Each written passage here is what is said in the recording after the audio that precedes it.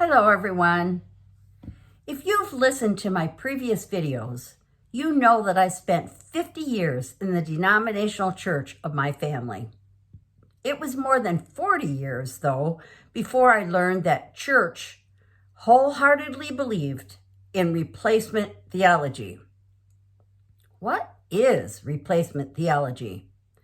The reduced definition is this. Every time you see the word Israel in the Bible, change it to the church.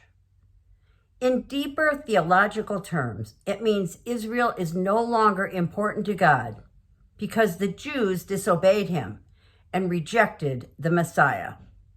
Therefore, the church became God's chosen people. Listen to these words written by Martin Luther in 1543 in a pamphlet called On the Jews and Their Lies. Quote, "The Jews, surely rejected by God, are no longer his people, and neither is he any longer their God." End quote. Martin Luther was a man after my own heart in many ways, but he, like each of us, was a sinner. He was very anti-Jew, and because churches have basically put him on a pedestal for centuries, his idea of replacement theology has taken hold. I agree, Luther was amazing. He alone stood against the Catholic Church for all the right reasons and was nearly killed for that. But his belief that all the promises given to Israel now belong strictly to the church is not only 100% wrong, but it isn't the least bit biblical. Yet, this belief is today held by over 100 million church attendees. Let's see how this incorrect theology came to be. Its story begins far back in history with Justin Martyr between 100 and 106 AD. He claimed God's covenant with Israel was no longer valid, and the Gentiles had been its replacement. This idea was supported by Irenaeus, Tertullian, and others. In 325 AD, at the Council of Nicaea, Christians were told they couldn't eat with Jews, marry them, or observe their Sabbath. To make this clear, the council would condemn anyone who celebrated Passover with the Jews. As time went by, many religious leaders taught that the promises of Scripture were meant for the church and curses were intended for the Jews. One, by the name of Eusebius, said the church was the true Israel. Jerome called the Jews serpents, and Augustine said they deserved death, but would wander the earth to witness the victory of the church over the Jews. During the 1400s, Spain burned Jews at the stake, and many were forced to leave the country. Thus, replacement theology took root. Hitler used this philosophy as a source to do, in his words, quote, "the most important work Christians could undertake, to get rid of the Jews once and for all," end quote. He believed in replacement theology. The problem with this belief is that it doesn't hold water against God's word. In Genesis chapter 12, God tells Abraham that all people of the earth shall be blessed through you. That ties all of us to Jewish roots. God also promised Abraham in Genesis 17 that he would be the father of many nations. King David is told in 2 Samuel that his house and kingdom will be established forever. But the most important rejecter of replacement theology is Romans 11, where the Apostle Paul speaks for God and says, quote, "God did not reject his people whom he foreknew."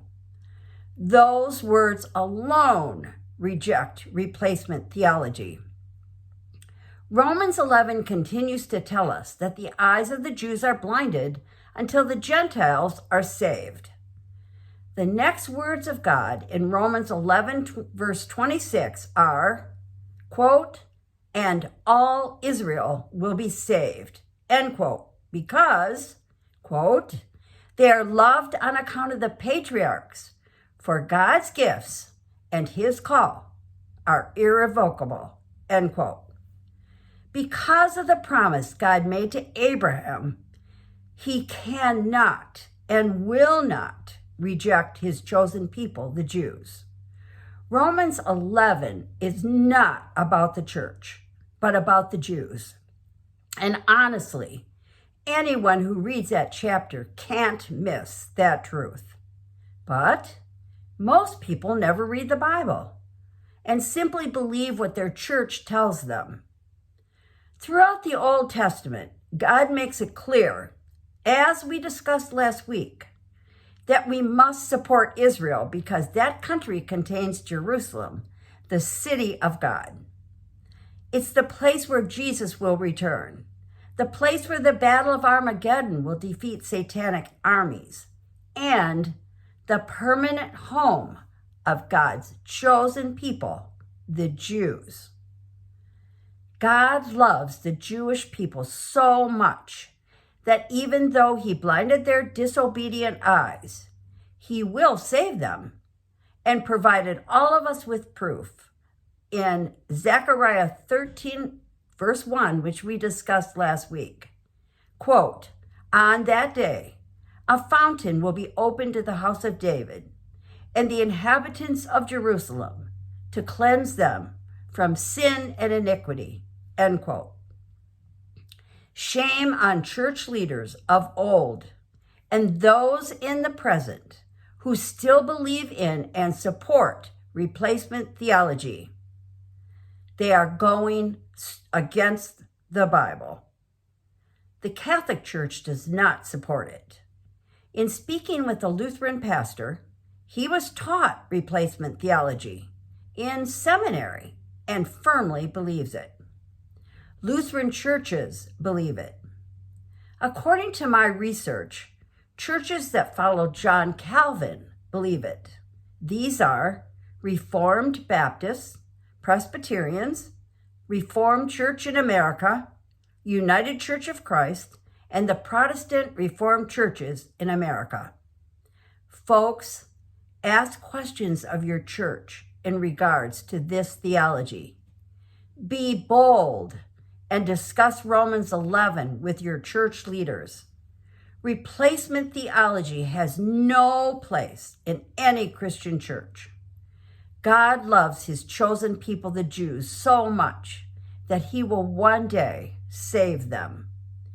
The only place where truth is found is not among men trained in seminaries with doctrine written by men, but in the pages of the Bible written by God.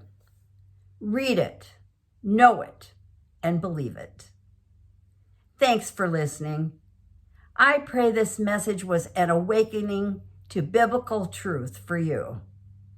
That awakening will only come if you read the entire Bible and question your church leaders.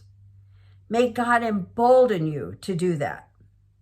Next week, I'll discuss today's progressive Christianity that has seeped and grown into our churches. Have you fallen into its trap? We'll see next week. See you Thursday.